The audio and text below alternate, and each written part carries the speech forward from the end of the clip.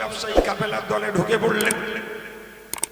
কাফেলা পথ চলতে চলতে মরুভূমির জঙ্গি এলাকায় ঝোপঝাড় গাছপালা পাহাড়ের আড়াল আচমকা বেরিয়ে এলো সামনে একদল ডাকাত।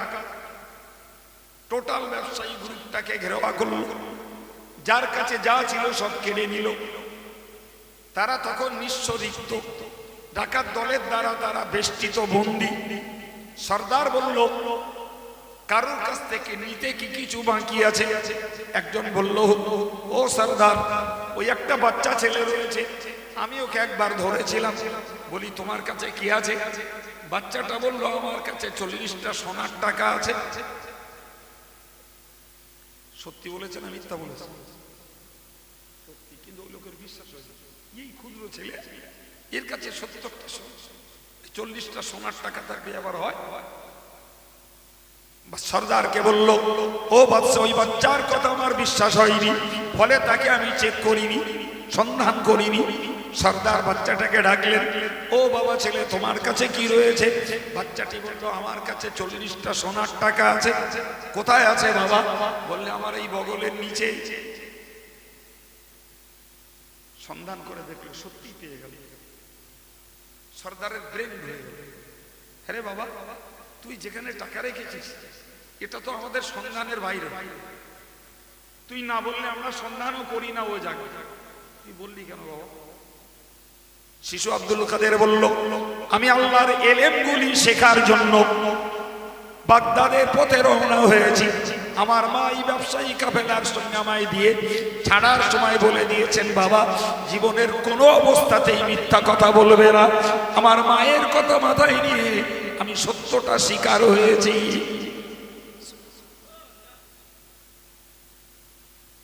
ডাকাত সর্দারের চোখ দিয়ে পানি বেরোল, হায় হায়, মা বলেছে মিথ্যা বলিস না। আমাদের মতো দুর্ধর্ষ ডাকাতের কবলেও সে সত্য কথা বলছে, আর আমরা জ্ঞানী বৈষয়িক হয়ে আল্লাহর ভয়ে মিথ্যা কথা ছাড়তে পারিনি। মায়ের নাই এখানে, অথচ মায়ের কথার আমল দিচ্ছে। ডাকাত সর্দারের ব্রেন ঘুরে গেল, বললো, বাবা, আমি আর জীবনে এ কাজ করব না, তুমি আমায় তওবা পড়িয়ে দাও। শিশু আব্দুল কাদের ওই ডাকাত সর্দারকে তওবা পড়ালেন। দলীয় লোকেরা বলল, সর্দার, ডাকাতি কাজে আপনি যেমন আমাদের নেতা, তওবার কাজেও আপনি আমাদের নেতা। আমরাও তওবা পড়ে জীবনের মতন চৌর্যবৃত্তি ডাকাতি ছেড়ে দিতে চাই। আব্দুল কাদেরের এক সত্য কথায় এক গোষ্ঠী ডাকাত, তারা দিনদার আল্লাহওয়ালা এবং পূর্ণ ধর্মপথের পথিক হয়ে গেল। এক সত্য কথা।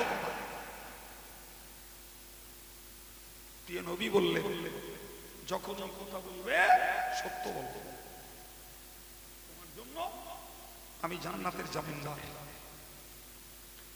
প্রিয় যুবকেরা, মাদ্রাসার ছাত্ররা, মায়েরা, আমার সমবয়স্ক ভাইয়েরা, সকলের কাছে আমার আন্তরিক নিবেদন, এরপরে সিদ্ধান্ত আমাদের প্রত্যেকের নিজের। কোন পরিস্থিতিতে মিথ্যা বলবো না, সত্য বলবো। প্রিয় ভাই, বার্তা কথা বলার সময় নেই, একটা মেসেজ বললাম। নাম্বার 2, আল্লাহ পাকের নবী বলেছেন, আউফু ইযা ওয়া'আদতুম। ওগো আমার উম্মত উম্মতানি, আমি আল্লাহ নবী তোমাদেরকে জানিয়ে দিলাম, তোমাদের হয়ে যদি আমায় জান্নাতের জামিনদার হতে হয়, আর একটা কাজ তোমাদের করা লাগবে। সেটি হলো এটাই, জীবনে যদি ওয়াদা করো, ওয়াদাকে পূরণ করা লাগবে। ওয়াদা আদায়ের নিয়তে ওয়াদা করা, সঙ্গে সঙ্গে একটা সওয়াব পেয়ে যাবে। আর ওই ওয়াদাটাকে, প্রতিশ্রুতিটাকে যখন আদায় করবে, তখন 10টা সওয়াব পাবে। সুবহানাল্লাহ বলে। আরে বাস্তবটা, আমি এই কথাটা কখনো এই মজলিসে বলেছি, মনে করিয়ে দিচ্ছি। এর আগেও এখানে এসে তাবাররুকের জন্য দান চেয়েছি, আর আজকেও এরা আমারে ভিখারি বানাবে, সেও বুঝতে পেরেছি। জি, আমি বলি যে আমি যদি নিয়ত করে আদায় করব, নিয়ত করে একটা ওয়াদা করি যে আমি 25 কিলো চাল দেব, আল্লাহ পাক নবী বলেছেন তৎক্ষণাৎ আল্লাহ ফেরেশতাদের বলেন আমার বান্দার নামে একটা সওয়াব লিখে দাও। সুবহানাল্লাহ। তো ফেরেশতারা বলেন আল্লাহ আপনার বান্দা এখন আমলই করিনি, সবেই নিয়ত করেছে। আল্লাহ বলেন এখন একটা লেখো, যখন আমল করবে তখন 10টা সওয়াব লিখবে। এখন কোনো ভাই আমলের আদায় ওয়াদা আদায় করার নিয়ত করেই করেছে, কিন্তু বেচারা তার আগে ইন্তেকাল করে গেছে। আল্লাহ পাক ওই একটি সওয়াব তার কেটে নেবেন না, আর ওয়াদা করেছেন এর জন্য গোনাও লেখা হবে না। এমনকি যদি লোকটার ওয়াদা আদায়ের সময় তার অর্থ সংকট হয়, টাকা পয়সা না থাকে, ফলে বেচারা তার ওয়াদাটা নিয়ত করেছিল আদায় করবে, করতে পারলো না, সেক্ষেত্রেও ওই একটা সওয়াব আল্লাহ কেটে নেবেন না, আর ওয়াদা আদায় না করার জন্য গোনা লিখবেন। গোনা লিখবেন তার যার আদায় করার সচ্ছলতা আছে অথচ করছে না, কিংবা আদায় করবে না মনের ধান্দা, বুকে বলে দিল আমার নামে 50 কিলো গোশ। কথা বোঝাতে পারছে কিছু? ওইটা করা যাবে, তা না হলে ওয়াদা করলে পূরণ করতে হবে। এটাও জান্নাতে যাওয়ার জন্য একটা আমল। প্রিয় ভাই, বেশি সমালোচনা নয়, ছোট্ট করে এতটুকুই বলি, আজকে আমরা ব্যবসা ভিত্তিক, রাজনৈতিক ভিত্তিক যত ওয়াদা করি একে অপরের সঙ্গে, একটু সন্ধান করলে বোঝা যাবে ওয়াদা করি আর টলাই।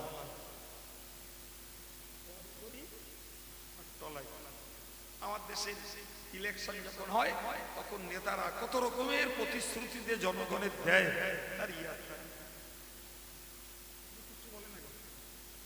যত প্রতিশ্রুতি দেয় ইলেকশনের সময় সেই প্রতিশ্রুতি সব আদায় করে। ব্যবসা সূত্রে একে অপরের সঙ্গে ধার লেনদেন হতেই পারে, অসম্ভব নয়, কিন্তু আশ্চর্য ব্যাপার যে ধার নিয়ে এমন হৃদয় পাষাণ্ড হয়ে গেছে, বলছে দেই তো দে, না দেই তো কিসির দেন।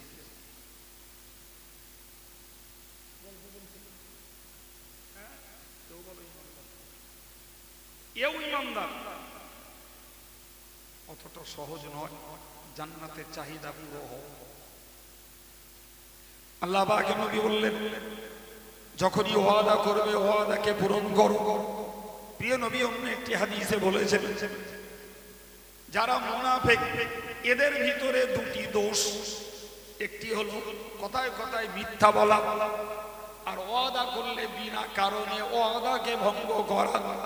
যতই সে দাবি করুক নিজেকে ইমানদার বলে, কিন্তু এই দুটো দোষ যার মধ্যে থাকবে, এই দুটো দোষই হলো মুনাফিকের দোষ।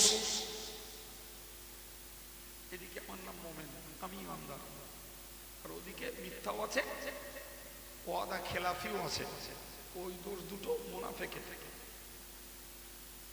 তাহলে এদিকে নাম এক, ওদিকের কাজ আর এক। জান্নাত কেমনে পাওয়া যায়?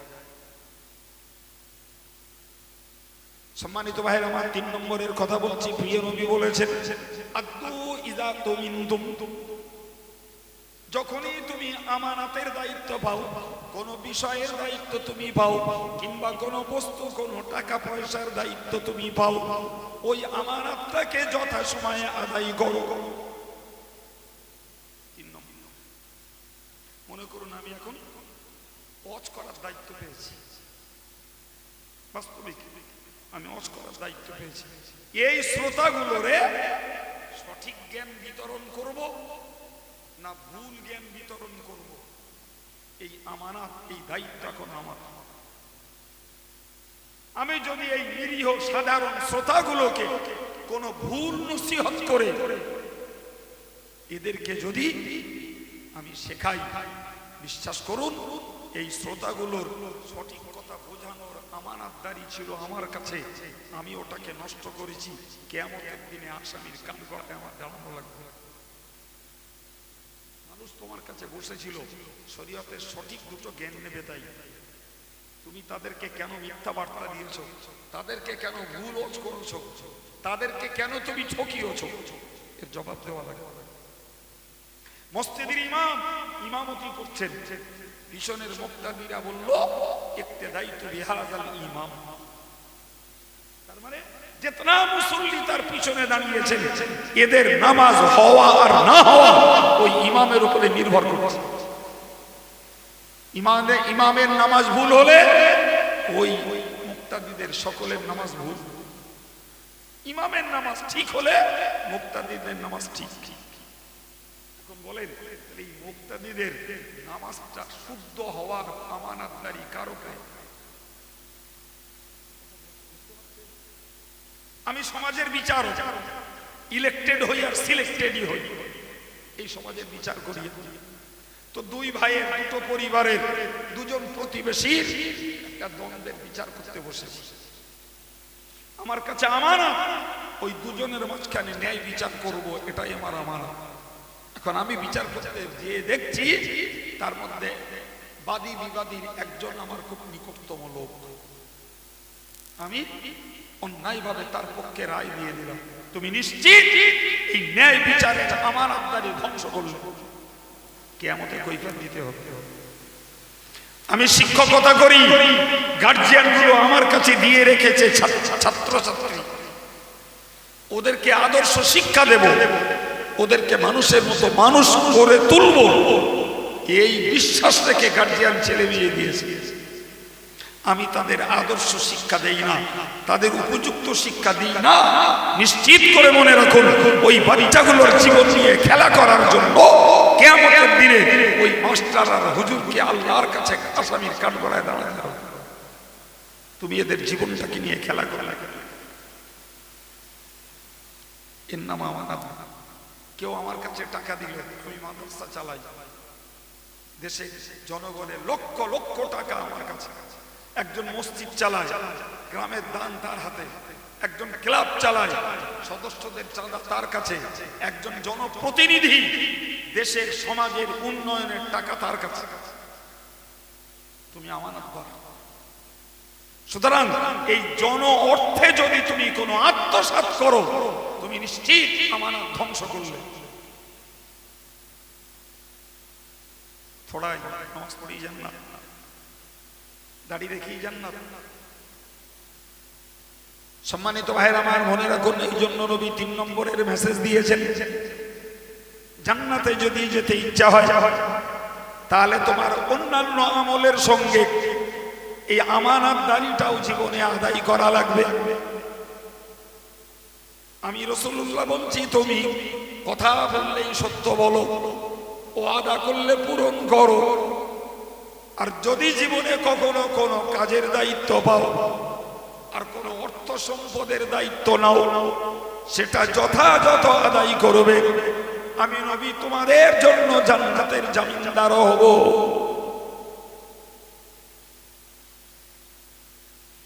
নাম্বার 4, প্রিয় নবী বললেন, ওগো আমার উম্মতানিরা, ও উম্মতের দল, তোমরা যদি জান্নাতে যেতে যাও, আমি রাসূলুল্লাহ জান্নাতের জামিনদার হব। ইহফাজু ফুরুজাকুম, তোমাদের আরেকটা দায়িত্ব নিতে হবে, নিজের গুপ্তাঙ্গটাকে হেফাজত করা লাগবে। স্বামী তার গুপ্তাঙ্গ স্ত্রী ছাড়া কারোর কাছে নিবেদন করতে পারবে না, স্ত্রী তার গুপ্তাঙ্গ স্বামী ছাড়া কারোর কাছে নিবেদন করতে পারবে না। দায়িত্ব নিতে হবে।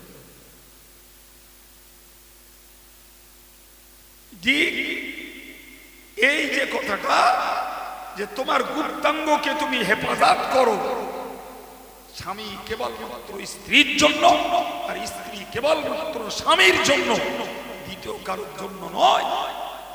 লজ্জা নয়, শরম নয়, একথা যেমন কোরআনের তেমন হাদিসে।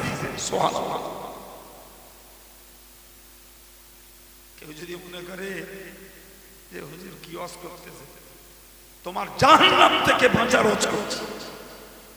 আজকে দেশ জুড়ে বেশ্যালয়, পতিতালয় ভর্তি হয়ে গেছে, সেখানে যৌন বিক্রি হচ্ছে, এমনকি সামাজিক ভাবে আর ঘরোয়া ভাবে আজকের যুগে বিচার নাই, ফলে জেনায় সমাজ তোলপাড় হয়ে যাচ্ছে, ব্যভিচারে সমাজটা দূষিত হয়ে গেছে। অথচ নবী বললেন জান্নাতে যদি যেতে হয় তোমার গুপ্তাঙ্গের হেফাজত করো। সম্মানিত অন্য একটি হাদিসে নবী বলেছেন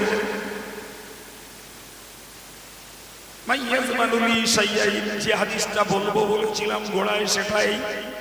হুজুর বলেছেন মাইয়াজমানুলি শাইয়াইন, যে লোকটা আমার পক্ষ থেকে দুটো জিনিসের জামিনদার হবে, আমি নবী বলছি আজমিল্লাহুল জান্নাত, আমি তার জন্য জান্নাতের জামিনদার হব। দুটো, আগের হাদিসে কটা বলিলাম, এখনো 6টা বলেছি। আগের হাদিসে 6টা বলেছি, 6টার 4টে বলেছি, এখনো 2টো বাকি। তার মাঝখানে এই হাদিসটা বলছি।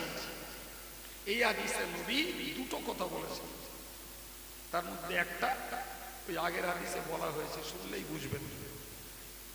সম্মানিত ভাইরা আমার, প্রিয় নবী বললেন দুটো জিনিসের জামিনদার হও। একটি বলেছেন মা বাইনাল লিহইয়াইন, ওগো আমার উম্মত উম্মতানি, তোমরা দুই ঠোঁটের মাঝখানের অঙ্গটার হেফাজত করো। দুই ঠোঁটের মাঝে দুটো অঙ্গ, একটা দাঁত আর একটা জিভ। तमाम পৃথিবীর মুহাদ্দিসরা এক বাক্যে বলেছেন এই দুই ঠোঁটের মাঝখানের যে অঙ্গটাকে রাসূল হেফাজত করতে বলেছেন ওটা হলো জিহ্বা, দাঁত নয়। জিহ্বাটা হেফাজত করো, সংরক্ষণ করো, এটাকে আয়াতের মধ্যে রাখো। এই জিহ্বা তোমাকে ইমানদার বানিয়ে জান্নাতে নিয়ে যেতে পারে। এই জিহ্বা তোমার কথার দোষে কাফের বানিয়ে তোমাকে জাহান্নামে নিয়ে যেতে পারে। এই জিহ্বা মিথ্যা বিনিময়ে তোমাকে জাহান্নামে নিয়ে যাবে। এই জিহ্বা তোমাকে গীবত গিল্লা করিয়ে জাহান্নামে নিয়ে যাবে। এই জিহ্বা তোমাকে পরের নামে মিথ্যা অপপ্রচার করিয়ে জাহান্নামে নিয়ে যাবে। এই জিহ্বা কোটনামি করে করে তোমাকে জাহান্নামে নিয়ে যাবে।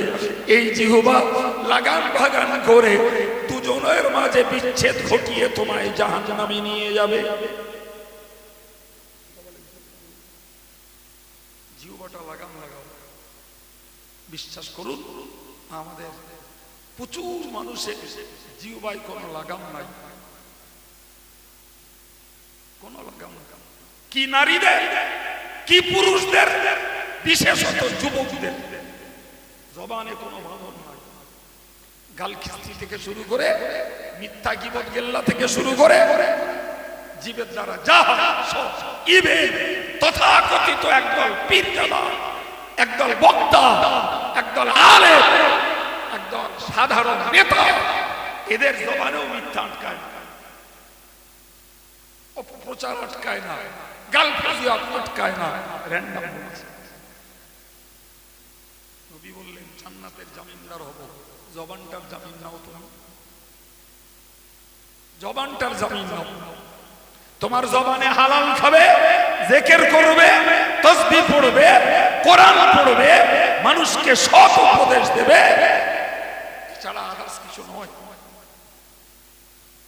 অন্য কিছু করা যাবে না। প্রিয় ভাই, আগে ছিল 4, এইটা দিয়ে 5। এই হাদিসে যে দুটো বলা আছে, আর একটা ওমা বাইনার রিজলাইন, ওগো দুনিয়ার ইমানদার মুসলমান নারী পুরুষ, তোমরা তোমাদের দুই পায়ের মাঝখানের অঙ্গকে হেফাজত করো। নবীর ভাষা, আমার নয়। তো দুই পায়ের মাঝখানের অঙ্গের হেফাজত। আর আগের হাদিসে ছিল আহফাজু ফুরুজাকুম, তোমরা তোমাদের গুপ্তাঙ্গের হেফাজত করো। এই দুটি হাদিসের ব্যাখ্যা এক।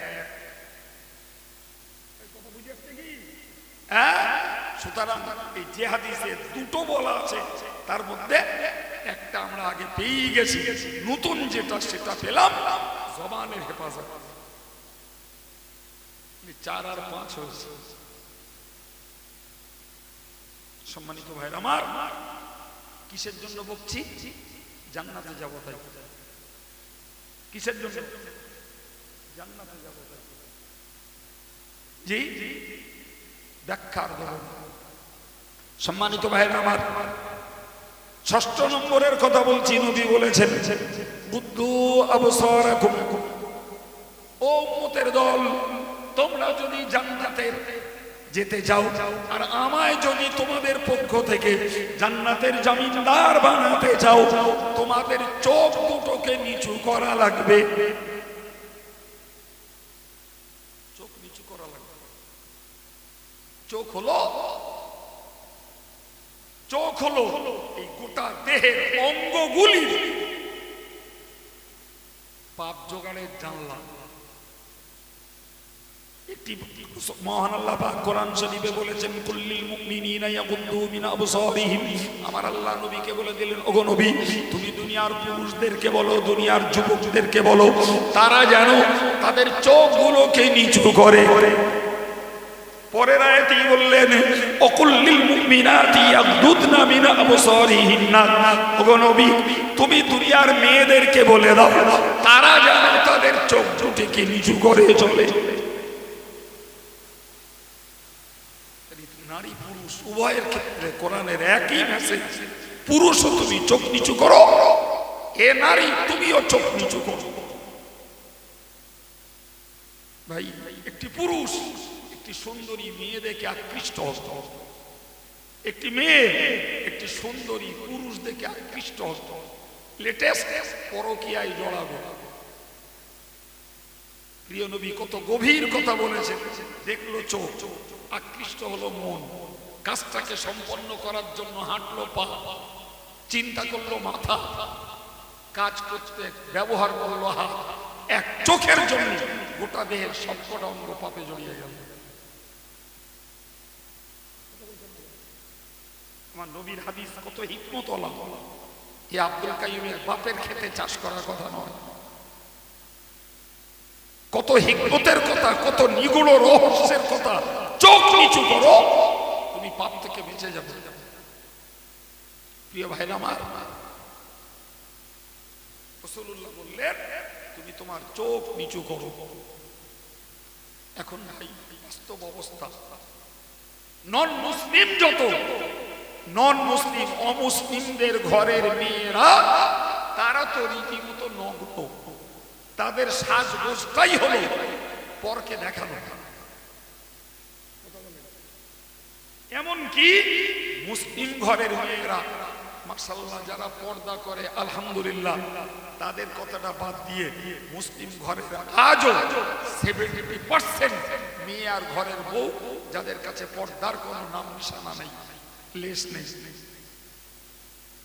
তারা কাজে কামে, রাস্তাঘাটে, ডাক্তার বাড়ি, 100 দিনের কাজে, জি, এবং মার্কেটিং এ সব জায়গায় আছে। বড় জোর 30% মেয়েরা হয়তো পর্দা করে। তাহলে একদিকে নন মুসলিমদের মেয়েরাও নগ্ন, আর একদিকে 70% মুসলমান ঘরের মেয়েরাও ন্যাংটো। আর আমরা চলছি রাস্তায় চোখ খুলে, কেননা অন্ধের মতো চলা যায় না। রাস্তা কোথায়?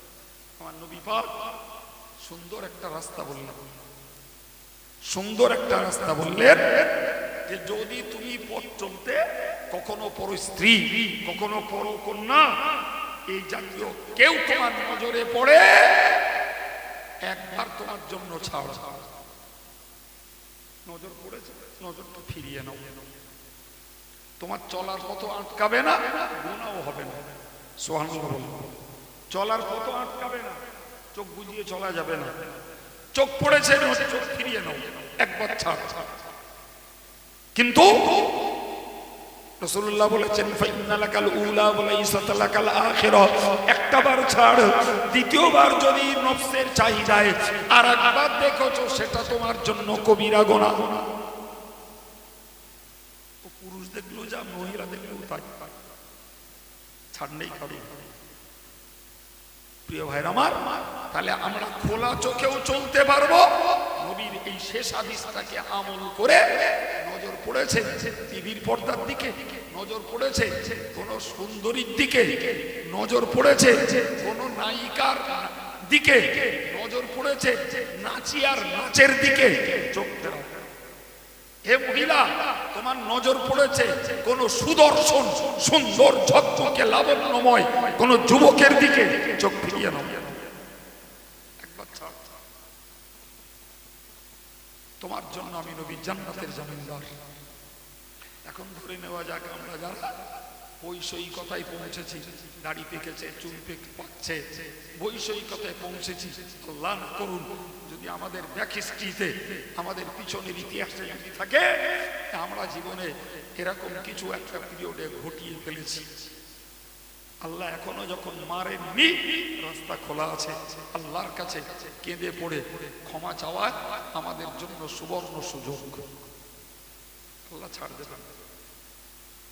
সম্মানিত ভাইরা আমার, 6টা কথা বলেছি, একবার গুনিয়ে দিচ্ছি। কথায় কথা, যত কথা বলো সত্য কথা বলো। 2 নম্বর হলো ওয়াদা করলে পূরণ করো। 3 নম্বর হলো কোন বিষয়ের আমানত নিলে, দায়িত্ব নিলে সেটাকে আদায় করো। 4 নম্বরে বলেছি গুপ্তাঙ্গের হেফাজত করো। 5 নম্বরে বলেছি জবানকে হেফাজত করো। 6 নম্বরে বলেছি চোখটাকে নিচু করো।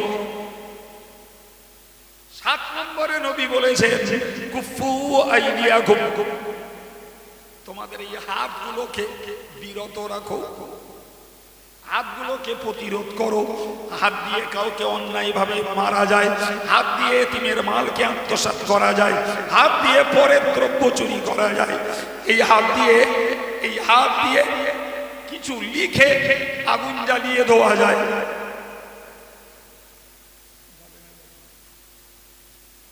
বেশি লাগছে না বাবা, 2 মিনিট কলম চালিয়ে দিলি গোটা দেশে আগুন জ্বলে যাবে। বিশ্বাস হয়? জি, বিশ্বাস করুন। 10 ফোঁটা ফলিডল খাইয়ে দিলে কেউ না মরে, হয়তো সে খিচিতে খিচিতে আবার বেঁচে আসতে পারে, কিন্তু 10 ফোঁটা কালির কলম খরচ করে দিলে দেশের লক্ষ লক্ষ মানুষকে মৃত্যুর কবলে ঠেলে দেওয়া যেতে পারে।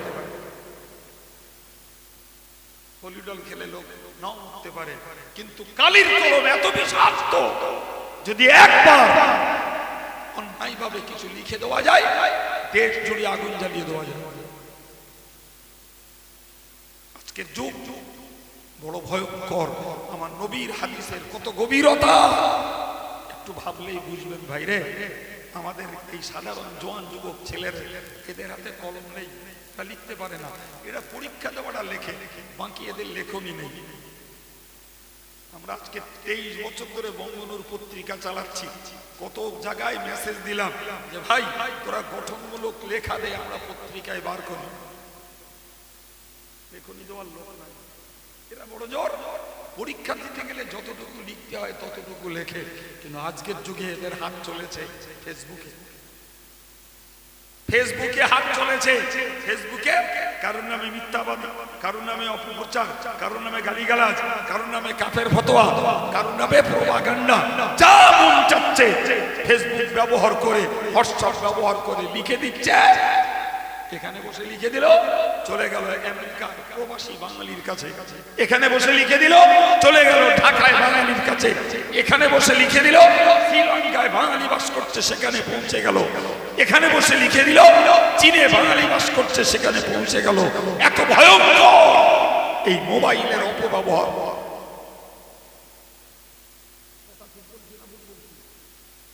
নবীর কথার কত গভীরতা।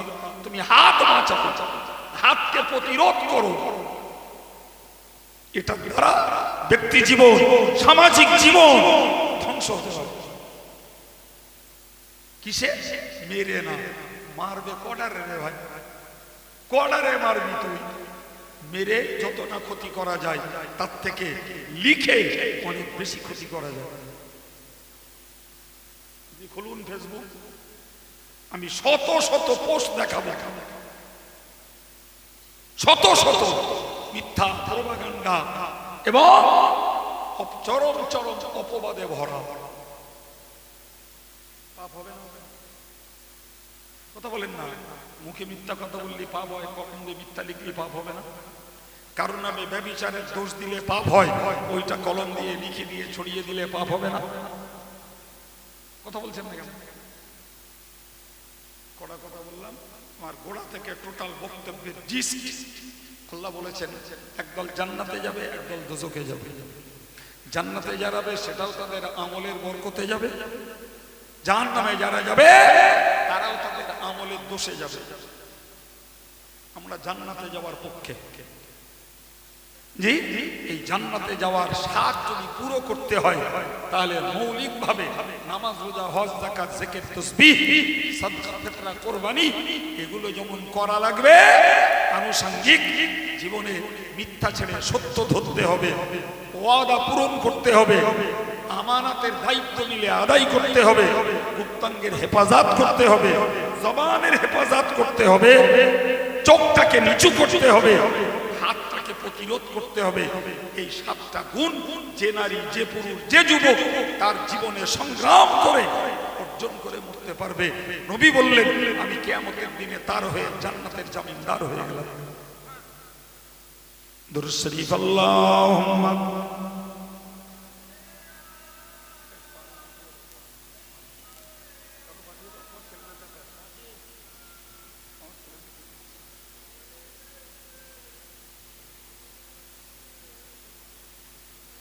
সম্মানিত ভাইরা,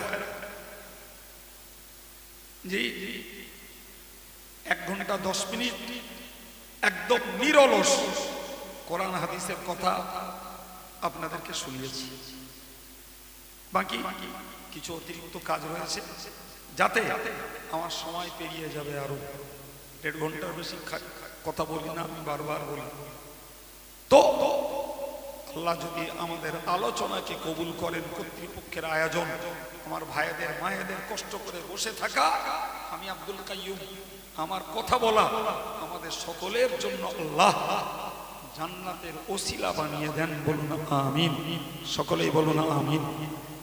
সম্মানিত ভাইরা, বিগত কয়েক বছর শেষে তাবারুকের জন্য আপনাদের কাছে একটু সহযোগিতা চাওয়া হয় এবং আপনারা অনেকেই, কেউ নগদ পয়সা